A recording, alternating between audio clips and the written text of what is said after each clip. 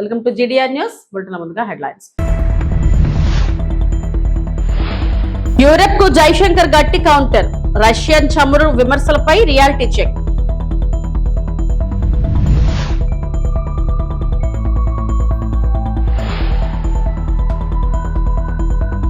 తిరుపతి వేదికగా ప్రభుత్వ విజయాలను వివరించిన సీఎం చంద్రబాబు.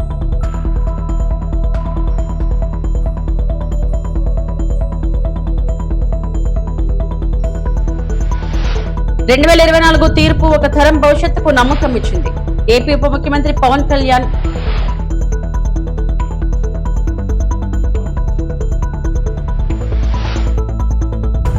రెండేళ్లలోనే ప్రజలకు స్వేచ్ఛ లభించింది. మంత్రి నారా లోకేష్.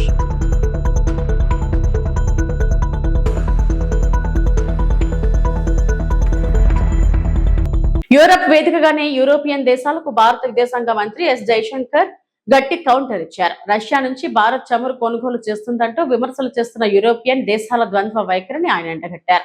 యూరప్ దేశాలు సంవత్సరాలుగా భారత్ కు వ్యతిరేకంగా ఉపయోగించిన ఆయుధాలను విక్రయించాయని, అలాంటి దేశాలు ఇప్పుడు భారత్ పై నైతికత పాఠాలు చెప్పడం ఆశ్చర్యకరమని వ్యాఖ్యానించారు.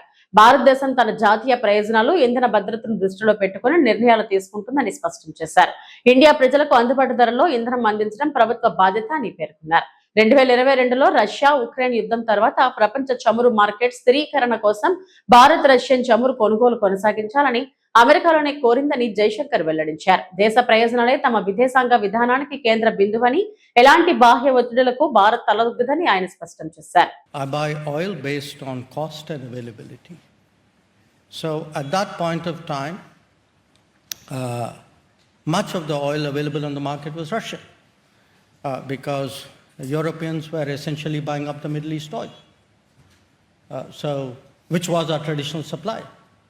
So circumstances pushed us in a certain direction. But since you spoke about moral ambiguity, I would say this, no European country has been attacked with Indian weapons. I wish I could say that for European weapons vis-a-vis India. So keep that in mind. Be more explicit so that people understand what you're saying. Europeans sell weapons which are used to attack India. Not now, for many, many years. We Indians have never done anything to endanger Europe. ఎన్నికల్లో కూటమి అఖండ విజయం సాధించిందని ముఖ్యమంత్రి చంద్రబాబు నాయుడు అన్నారు. రాష్ట్రాన్ని గెలిపిద్దాం, ప్రజాస్వామ్యాన్ని కాపాడుదామని ప్రజలను కోరామని తెలిపారు. కూటమి ప్రభుత్వం 2 ఏళ్లు పూర్తయిన సందర్భంగా 2 ఏళ్ల నమ్మకం, అభివృద్ధి, సంక్షేమం పేరుతో తిరుపతిలోని దామినేడులో బహిరంగ సభను ఏర్పాటు చేశారు. ఈ సందర్భంగా సీఎం ప్రసంగించారు. ఇదే రోజున ప్రమాణ స్వీకారం చేశాం. 2 ఏళ్ళు అయ్యింది. అయితే ఈ రోజు మీరు చూస్తే 2024 ఎన్నికల్లో మోడీ గారు, పవన్ కళ్యాణ్ గారు, నేను కలిసి రాష్ట్రాన్ని గెలిపిద్దాం, ప్రజాస్వామ్యాన్ని కాపాడదామని మిమ్మల్ని కోరాను. ఈరోజు ఏ ఉత్సాహం ఉందో రాష్ట్రంలో, ఆ రోజు కూడా అదే ఉత్సాహంతో బ్రహ్మాండంగా పనిచేశారు. ప్రజలు ఆశీర్వదించారు. నేను రాజకీయాల్లో సుదీర్ఘంగా ఉన్నాను. 57% ఓట్ షేర్, 94% సీట్లు ఇచ్చిన ఘనత ఆంధ్రదేశ్ ప్రజానీకేనదని మరొక్కసారి విజ్ఞప్తి చేస్తున్నాను. 4వ ముఖ్యమంత్రి అయితే ఎంత లోతుకెళ్తే ఎక్కడ చూసినా అఘాతాలే, ఎక్కడా నిధులు లేవు, డిపార్ట్మెంట్స్ అన్ని విధ్వంసం అయిపోయినాయి, అధికార యంత్రాంగం నిర్వీర్యమైపోయింది. ఆ రోజు నేను ఒక నిర్ణయం చేసి 7 వైట్ పేపర్ల మీ ముందర పెట్టాను.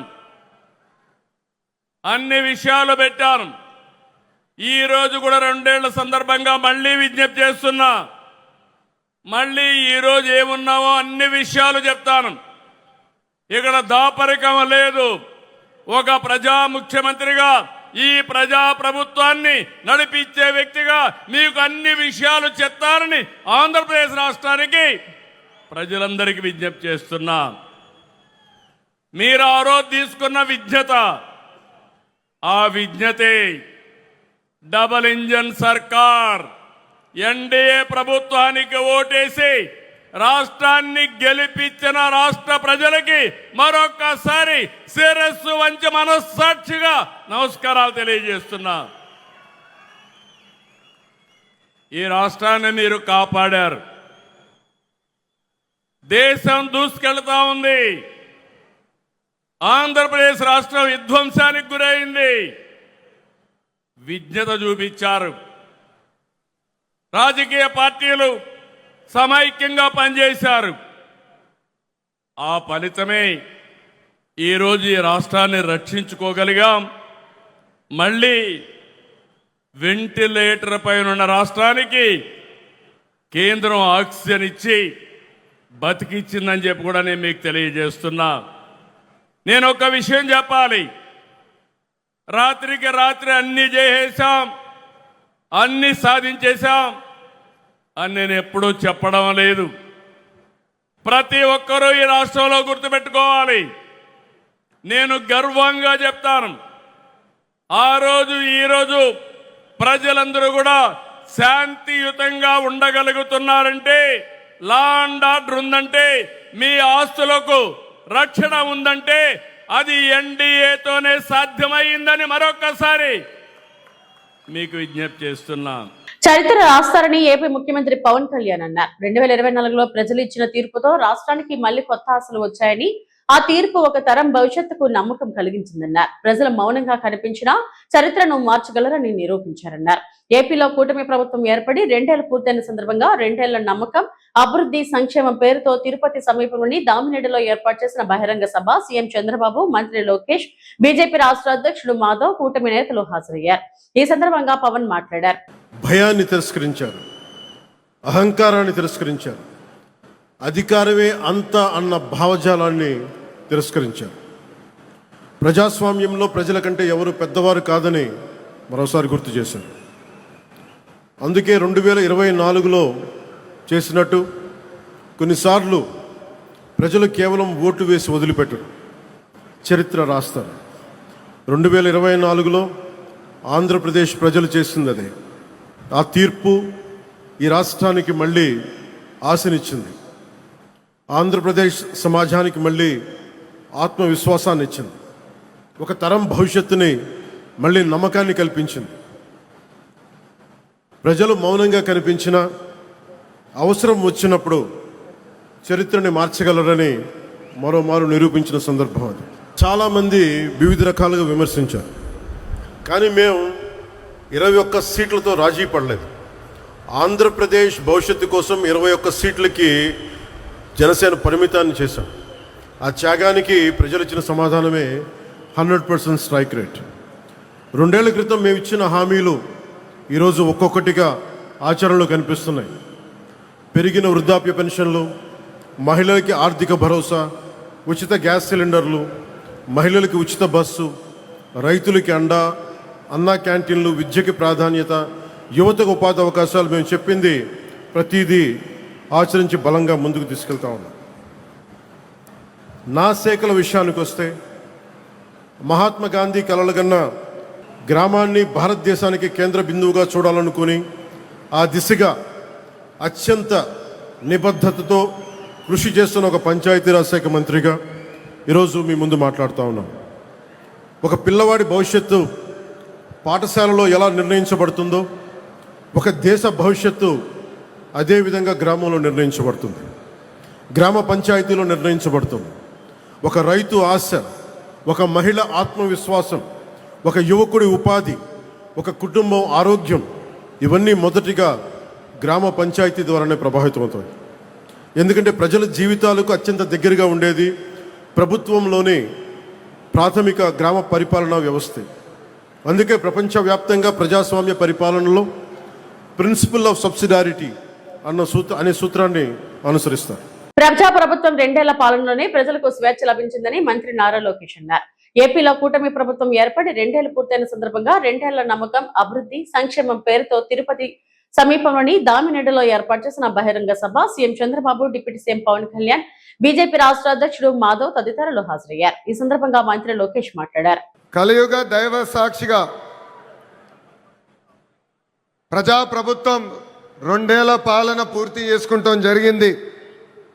ప్రజాప్రభుత్వ అధికారులు వచ్చిన తర్వాత ప్రశాంతత వచ్చింది. ఇప్పుడే సహచరం మంత్రి అచ్చెన్నాయుడు గారు ఒక మాట అన్నారు. ప్రజాప్రభుత్వం వచ్చిన 2 ఏళ్లలోనే ప్రజలకి స్వాతంత్రం వచ్చిందని. మనందరం చూస్తున్నాం. జేసీబీలు లేవు, దాడులు లేవు, హత్యలు లేవు, అంతెందుకు బూతులు కూడా లేవు. ఈరోజు నాకు ఇప్పుడు కూడా బాగా గుర్తు, యువగలం పాదయాత్రలో ఇదే చంద్రగిరి గడ్డపై మీటింగ్ పెట్టా. ఆనాడే చెప్పా, వెంకటేశ్వర స్వామి జోలికి వెళ్ళొద్దు, మాడి మసైపోతామని ఆనాటి ముఖ్యమంత్రికి నేను హెచ్చరిక జారీ చేశా. కానీ నా మాట ఇన్లా, దేవుడితో పెట్టుకున్నారు. ఇప్పుడు వాళ్ళ పరిస్థితి ఏంటో ప్రజలందరూ ఒక్కసారి ఆలోచించాలి. విశ్వవిఖ్యాత నడ సార్వభౌమ స్వర్గశ్రీ నందమూరి తారక రామారావు గారికి సీమ అంటే చాలా ప్రేమ. ఆనాడు కరువు వస్తే జోలు పట్టుకుని సీమ ప్రజల్ని ఆదుకున్న వ్యక్తి ఎన్టీఆర్. అంతేకాదు, తెలుగు గంగా గాలేరు నగర్ని ప్రాజెక్ట్ని తయారు చేసింది ఎన్టీఆర్. మహిళలకి ప్రత్యేకంగా విశ్వవిద్యాలయం ఏర్పాటు చేసింది ఎన్టీఆర్. నిత్యం అన్నదానం కూడా ప్రారంభించింది ఎన్టీఆర్. ఇప్పుడున్న రాజకీయాల్లో విరాట్ కోహ్లీ మన చంద్రబాబు నాయుడు గారు. అవతల వైపు బౌలర్లు మాడుతూ ఉంటారు, కానీ బ్యాట్స్మెన్ ఓన్లీ 1, అది మన చంద్రబాబు నాయుడు గారు. అనంతపురం జిల్లా ఎస్పీ కార్యాలయం ఎదుట మాజీ ఎమ్మెల్యే కేతిరెడ్డి పెద్దారెడ్డి ఆధ్వర్యంలో వైఎస్ఆర్ కాంగ్రెస్ పార్టీ శ్రేణులు నిరసన చేపట్టాయి. ఎస్పీ కార్యాలయంలోకి వెళ్లేందుకు ప్రయత్నించిన వారిని పోలీసులు అడ్డుకోవడంతో గేటు ఎదుట ధర్నాకు దిగారు. పోలీసుల చర్యలకు వ్యతిరేకంగా వైసీపీ శ్రేణులు పెద్ద ఎత్తున నినాదాలు చేశారు. ఈ సందర్భంగా కేతిరెడ్డి పెద్దారెడ్డి మాట్లాడుతూ హైకోర్టు ఆదేశాలు ఉన్నప్పటికీ తనను తాడిపత్రిలోకి వెళ్లనివ్వకుండా పోలీసులు అడ్డుకుంటున్నారని ఆరోపించారు. 9వ తేదీన జిల్లా ఎస్పీకి మెయిల్ చేసిన స్పందన లేదని తెలిపారు. తాడిపత్రిలో శాంతి భద్రతలు సాకుగా చూపించి తనపై ఆంక్షలు విధిస్తున్నారని విమర్శించారు. తాడిపత్రి వ్యవహారంలో స్థానిక అధికారులపై తీవ్ర ఆరోపణలు చేస్తూ అధికార పార్టీ నేతల ప్రభావంతో అధికారులు పనిచేస్తున్నారని ఆయన వ్యాఖ్యానించారు. తాను మరియు వైసీపీ శ్రేణులపై బైండ్ ఓవర్ కేసులు పెట్టి వేధిస్తున్నారని కూడా ఆరోపించారు. ఈ రోజు ప్రభుత్వం వచ్చి 2 సంవత్సరాలు అయింది. దీనిపైన మేము నిరసన తెలిపేదానికి ఎస్పీ గారికి మేము 9వ తారీఖే మెయిల్ ద్వారా తెలియజేయడం జరిగింది. కనీసము ఈ మెయిల్ పెడితే మేము ఎప్పుడు పెట్టినా కూడా దీనికి జవాబు కూడా లేదు. లోకల్ పోలీసులు వస్తారు, మీరు 5 గంటలకు 4 గంటలకు వస్తారు, మేము పండుకుంటే లేపి మీరు ప్రోగ్రాం చేసేదానికి వీలు లేదు అంటారు. ఇది ప్రజాస్వామ్యమా లేకపోతే ఎక్కడున్నాము కూడా మనకు అర్థం కావడంలే. ప్రతిసారి కూడా ఇన్ని రోజులు అవుతుంది, ఇంకా లాస్ట్కు మాట్లాడితే మీరు కోర్టుకు పోయి పర్మిషన్ తెచ్చుకోండి అని చెప్తే మేము కోర్టుకు పోయి పర్మిషన్ తీసుకొచ్చుకు రావడం కూడా జరిగింది. వాళ్ళు మాకు ఈ పర్మిషన్ దాంట్లో కూడా వాళ్ళు స్పష్టంగా చెప్పడం జరిగింది. వీళ్ళు ఇన్ఫర్మేషన్ ఇచ్చి 24 గంటల ముందు మీకు ఇన్ఫర్మేషన్ ఇస్తే మీరు వాళ్ళకి సహకరించాలా, ర్యాలీలకు కానీ ఇంకోటి కానీ అని చెప్పడం జరిగింది. ప్రతిసారి కూడా నేను అడిగినప్పుడల్లా లా అండ్ ఆర్డర్ ప్రాబ్లం అంటారు. లా అండ్ ఆర్డర్ ప్రాబ్లం ఎప్పుడున్నదో చెప్తే వాళ్ళు సరిపోతుంది. 9వ తేదీ అంటే ఈ రోజుకు 4 రోజులైంది, 3 రోజులైంది. 3 రోజుల నుండి కూడా అప్పటి నుండి చెప్పరు. తెల్లారుజామున 5 గంటలకు వచ్చేది లా అండ్ ఆర్డర్ ప్రాబ్లం అని చెప్పేది. అంటే అక్కడ స్థానికంగా ఉన్నటువంటి నాయకులు ప్రొవోకేట్ చేస్తే వీళ్ళు మా దగ్గరకు వచ్చేది చెప్పేది.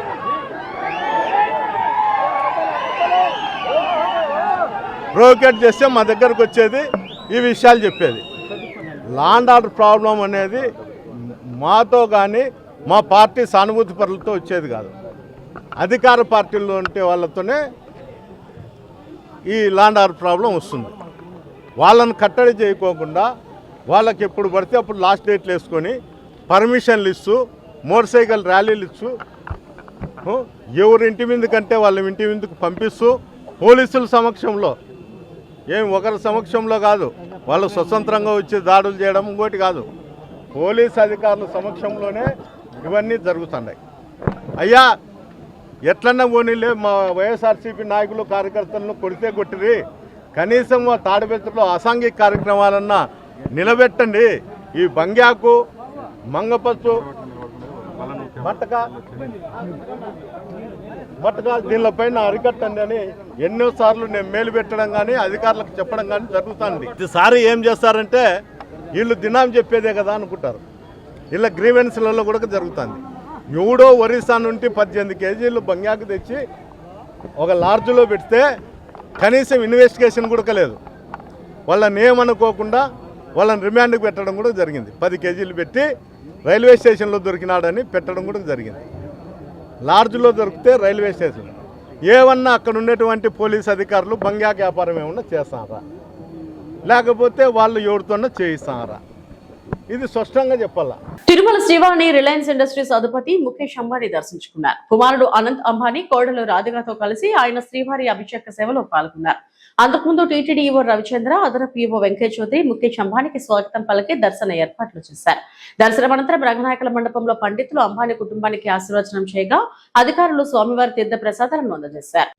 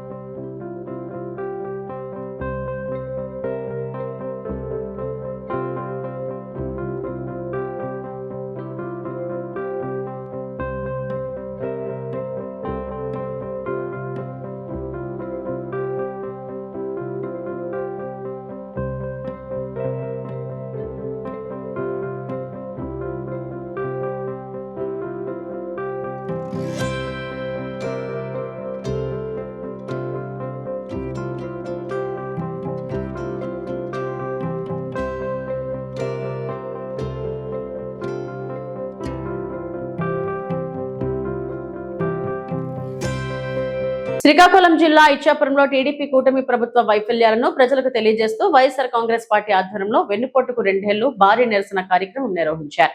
ఈ కార్యక్రమంలో ఇచ్చాపురం నియోజకవర్గ వైసీపీ సమన్వయకర్త సాడి శ్యాంప్రసాద్ రెడ్డి, జిల్లా పరిషత్ చైర్మన్ పిరియా విజయ్ తో పాటు పార్టీ నాయకులు, కార్యకర్తలు పాల్గొన్నారు. ఈ సందర్భంగా మాట్లాడిన వైసీపీ నేతలు 2 ఏళ్ల కూటమి ప్రభుత్వం ప్రజలకు ఇచ్చిన హామీలను అమలు చేయకుండా మరోసారి వెన్నుపోటు పొడిచిందని ఆరోపించారు. రాష్ట్రంలో 66 లక్షల మంది పెన్షన్ లబ్ధిదారులు ఉండగా కేవలం 60 లక్షల మందికే పెన్షన్లు అందిస్తున్నారని, ప్రతి నియోజకవర్గంలో 12 నుంచి 13,000 మంది వరకు లబ్ధిదారులను తొలగించారని విమర్శించారు. అలాగే అమ్మఒడి పథకాన్ని తొలి ఏడాదిలోనే అరకొరగా అమలు చేశారని, ఈ ఏడాది ఆ పథకం జాడ కూడా కనిపించడం లేదని పేర్కొన్నారు.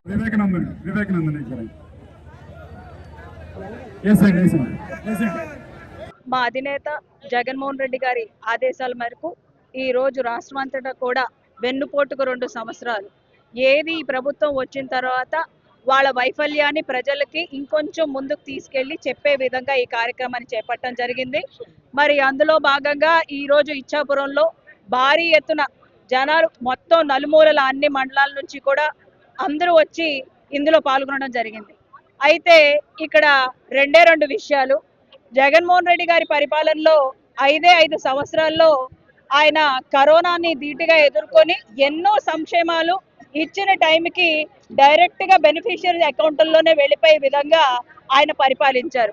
మరి ఇప్పుడున్న కూటమి ప్రభుత్వం వాళ్ళు ప్రభుత్వంలోకి రావడం కోసం ఎన్నో మోసపూరిత మాటలు, అబద్ధాలు చెప్పి ఈ రోజు ప్రభుత్వంలోకి వచ్చారు. వాళ్ళు ఇచ్చిన హామీల్లో మరి చూసినట్టయితే ముందు విద్యార్థులకి చూసుకున్నట్టయితే నిరుద్యోగ భృతి ఇస్తామన్నారు, మరి అది ఎక్కడికి వెళ్ళిపోయిందో తెలీదు. కొత్తగా 2 లక్షల ఉద్యోగాలు ఇస్తామన్నారు, ఎవరికి ఇచ్చిన దాఖలాలు లేవు. మరి స్టూడెంట్స్ కి అయితే ఒక ఫీజు రియంబర్స్మెంట్ నుంచి వాళ్ళకి ఒక వసతి దీవెన కానీ, విదేశాలకు వెళ్ళి చదువుకునే అవకాశం కానీ ఏది కూడా ఇవ్వలేదు. ఈ రోజుకి కూడా తల్లికి వందనం అని చెప్పి ఈ రోజుకి ఇవ్వలేదు. పుస్తకాలు ఇవ్వలేదు, స్కూల్లో యూనిఫాములు లేవు, ఏమీ లేవు. జగన్మోహన్ రెడ్డి గారి పరిపాలనలో ఆయన ప్రభుత్వం వీళ్ళకి ఇచ్చినప్పటికీ ఎంత ప్లాంట్ గా చేశారంటే, మళ్ళీ ప్రభుత్వం వస్తే పిల్లలందరికీ కూడా బుక్స్, యూనిఫామ్స్, షూస్ అన్ని రెడీ చేసి పెట్టారు. మరి వీళ్ళు వచ్చినాక స్టిక్కర్స్ పీకేసి పంచారు. ఇది అందరికీ తెలుసు. ఎంత ప్లాంట్ గా పరిపాలించారో జగన్మోహన్ రెడ్డి గారు తెలుసు. ఆయన ఒక కులం లేదు, వర్గం లేదు, రాజకీయం లేకుండా అందరికీ కూడా సంక్షేమం అందే విధంగా, మహిళలకి భద్రత కల్పించే విధంగా ఒక యాప్ను కూడా తీసుకొచ్చి, దిశ యాప్ని తీసుకొచ్చి రక్షించారు, సురక్షితంగా చూసుకున్నారు, స్వేచ్ఛనిచ్చారు. మరి ఇప్పుడు వచ్చిన ప్రభుత్వం, కూటమి ప్రభుత్వంలో మహిళలకైతే ఎటువంటి రక్షణ లేదు. ఎంతో మందిని మనం చూస్తున్నాము. చాలా కార్యకర్తలు కూడా కొట్టిన పరిస్థితులు మనం చూస్తున్నాం. మహిళలకి రక్షణ లేదు, విద్యార్థులకి ఎలాంటి ఆసరా లేదు. మరి ఇంకా చూసుకుంటే వైద్యంలో కూడా ఎలాంటి ఆరోగ్యశ్రీ కానీ ఎలాంటి కూడా వర్తించడం లేదు. మరి రైతన్నలు చూస్తే వాళ్ళకి ఎక్కడా కూడా యూరియా లేదు. ఒక కొనుగోలు చేద్దామన్నా వాళ్ళకి ఎక్కడా కూడా లేకుండా ఎన్నో ఇబ్బందులు పడుతున్నారు.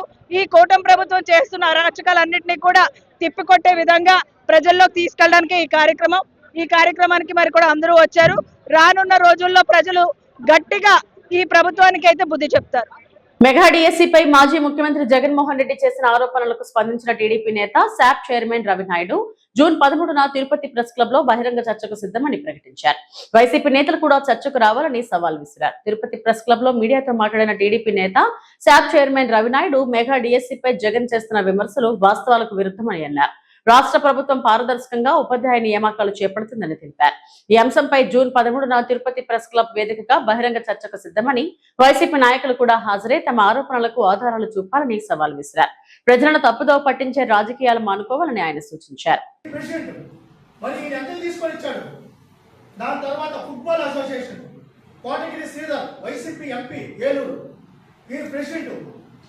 జగన్మోహన్ రెడ్డి గారి సొంత బంధువు డేనియల్ ప్రదీప్ సెక్రటరీ. మరి వీళ్ళు ఇచ్చిన సర్టిఫికెట్లే కదా, మరి వీళ్ళు ఎంత తీసుకొని ఇచ్చారు? ఈరోజు ప్రూఫ్స్, ఆధారాలు, ఇవి ఓరల్గా మాట్లాడుతున్నాం, ఆధారాలతో మాట్లాడుతున్నాం. అసోసియేషన్స్ అనేవి ఎవరైనా పోయి ఎమ్మెల్యేలో, ఎంపీలలో, ప్రజాప్రతినిధుల్లో గౌరవంగా పెట్టుకోవడం అనేది సర్వసాధారణం. విజయసాయి రెడ్డి గారు లేకపోతే ఇంకో చాలా మంది గౌరవాధ్యక్షులుగా పెట్టుకున్నారు. ఇక్కడ కూడా చాలా మంది ఈ జిల్లాలో కూడా 2-3 ఉన్నారు జిల్లా అధ్యక్షులుగా. ఎంత నిర్దాక్షిణ్యంగా మాట్లాడారు. మేము బహిరంగ చర్చకు సిద్ధం. వాళ్ళ అధ్యక్షులుగా ఉన్నప్పుడు ఒక సర్టిఫికెట్ అనే ఇచ్చారా? దాంతో ఉద్యోగం వచ్చిందా? అంటే ఉంటే ఒక ఆరోపణ వేసేది. ఇంత దారుణంగా మాట్లాడేస్తే ఎక్కడి? దాంతో పాటు తర్వాత ఏదో కాలేజీలకి ఉద్యోగాలు ఇచ్చేశారు, కాలేజీలు ఆడుకుంటే సర్టిఫికెట్ ఉద్యోగాలు ఇచ్చేశారు. నేను బహిరంగంగా చర్చకు శివా అయ్యా, మేం కాదు. జీవో నెంబర్ 74 మీ ప్రభుత్వంలోనే ఉండింది. జీవో నెంబర్ 74 మీ ప్రభుత్వంలోనే ఉండింది. మేము అడుగుతున్నాం ఏమంటే, మీరు ఏంటి inter college participation, women festival participation, roller inter district participation, senior inter district participation, SGFI participation, junior inter district participation, inter college participation, women festival, ఏదే ఆడవాళ్ళు ఆడుకుంటారు చూడండి, ఉమెన్ ఫెస్టివల్స్ ఊళ్ళో గ్రామాల్లో, ఆ ఫెస్టివల్ దానికి roller inter district participation, senior inter district participation 36 ఉద్యోగాలు, junior inter district participation 16 ఉద్యోగాలు, సీనియర్ ఇంటర్ డిస్ట్రిక్ట్ పార్టిసిపేషన్ 25. ఏది ఈ ఉద్యోగాల గ్రామ సచివాలయాల్లో ఇక్కడ మనం చెప్తాం చూడండి. ఆర్ట్స్ కాలేజీ, ఎస్జిఎస్ కాలేజీ ఆడుకుంటా, అదేవిధంగా ఎంరాస్, ఎస్జిఎస్ సికాం కాలేజీ ఆడుకుంటా దానికి ఇచ్చేశారు. మీకు తెలుసా గ్రామ సచివాలయాల్లో ఏం ఉద్యోగాలు ఇచ్చారు తెలుసా? ఎమ్మెల్యేలు ఫెస్టివల్స్ కి సంబరాలని చెప్పి ఫెస్టివల్ పెట్టుకుంటారు చూడండి, దాంట్లో కూడా సర్టిఫికేట్ కొట్టేసి ఇచ్చేసినారు ఉద్యోగాలు. తిరుపతిని అభివృద్ధి పదంలో నడిపించిన భూమన కుటుంబాన్ని విమర్శించే అర్హత తెలుగుదేశం పార్టీ నాయకులకు లేదని వైసీపీ నాయకులు పేర్కొన్నారు. తిరుపతి ప్రెస్ క్లబ్ లో మీడియాతో మాట్లాడిన వైసీపీ నాయకులు తిరుపతి అభివృద్ధి కోసం భూమన కుటుంబం చేసిన సేవలను ప్రజలు గుర్తుంచుకున్నారని అన్నారు. రాజకీయ లబ్ధి కోసం అనవసర విమర్శలు చేయడం తగదని, భూమన కుటుంబంపై వ్యక్తిగత ఆరోపణలు చేస్తే ప్రజలే తగిన సమాధానం చెబుతారని హెచ్చరించారు. తిరుపతిలో టీడీపీలో, జనసేనలో, బీజేపీలో లీడర్లు లేరు. కుటుంబాలు తరబడి రాజకీయ నాయకులు, వారసులు, నాయకులు అందరూ ఈ తిరుపతిలో ఎందరో చూసాం. ఒక గుంటూరు నుంచి వచ్చిన వ్యక్తి, ఒక కొటాల నుంచి వచ్చిన వ్యక్తి తిరుపతిలో అరాచకం సృష్టించే కార్యక్రమం పెట్టుకొని నిలువు దోపిడీ, ఎక్కడ వృద్ధులు, మహిళలు, వృద్ధులు ఉన్న చోట వాళ్ళ భూములు కబ్జా చేయడం, ఒంటరిగా ఉన్న వాళ్ళ మనుషులను రెంట్కి పంపించడం, దౌర్జన్యం చేసి మాట్లాడడం. దానికి ఉదాహరణ శివజ్యోతి నగర్లో మొన్న ఇదే ప్రెస్ క్లబ్లో కూర్చొని ఆగ్రౌడి, పేట రౌడీ మాట్లాడుతున్నారు. మేమే జేసీబీలు పంపించాము, మేమే రౌడీలు పంపించాము. ప్రెస్ వాళ్ళు అడిగితే అన్నట్టు మీరేం తిరుపతి జాగీరా? ప్రెస్ వాళ్ళకి మేమేమైనా ఇంటి స్థలాలు ఇస్తున్నట్టు వద్దన్న వైఎస్ఆర్సీపీ తరఫున ఈమెనే మేము రికమెండ్ చేస్తాం. దానికి గవర్నమెంట్ అడ్డూ గారు ఉన్నారు, తహసీల్దార్ గారు ఉన్నారు, వాళ్ళు ఇస్తారు. మీకేం సంబంధం?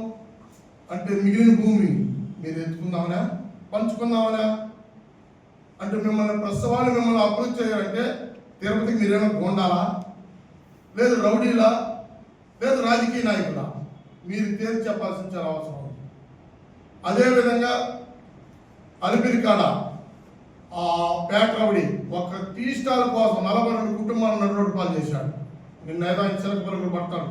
ఒక బండి ఎత్తేటప్పుడు వాళ్ళకి ఆల్టర్నేట్గా చూపించి చేయాల్సిన బాధ్యత గవర్నమెంట్ మీద ఉంది. దాన్ని ఒకరి కోసం చేశారు.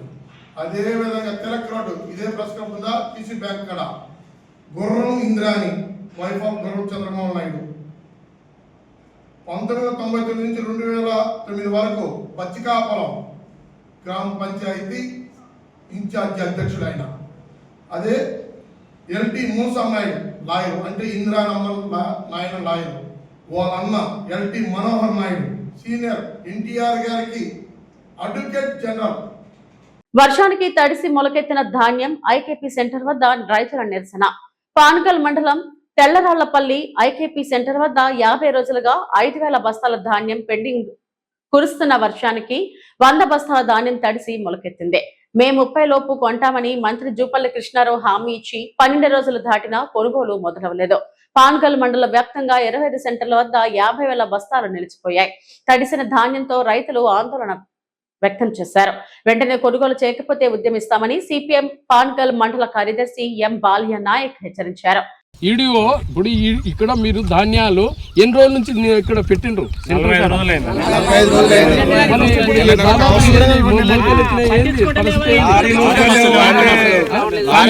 సంతులు లేక కొన్ని రోజులు లారీలు లేక కాదు. ఇప్పటికి వాళ్ళు గవర్నమెంట్ ఏమన్నా ఒక 10-15 రోజుల్లో మీకు మొత్తం కంప్లీట్ గా ఈ ధాన్యాలు లేకుండా చేస్తామని అంటున్నారు. ఇటువంటి ధాన్యాలు ఇంత సుమారుగా ఎన్నికుంటే క్వింటాల వరకు లాస్ కావచ్చు మొత్తం. చాలా ఇప్పటికి ఎన్ని బస్తాలు ఉన్నాయి ఇక్కడ? ఇంకెన్ని బస్తాలు ఉన్నాయి? కొరత ఉన్నప్పుడు ఇది తీసుకోకపోకుండా ఉంటే పరిస్థితి ఇంకేమన్నా వర్షాలు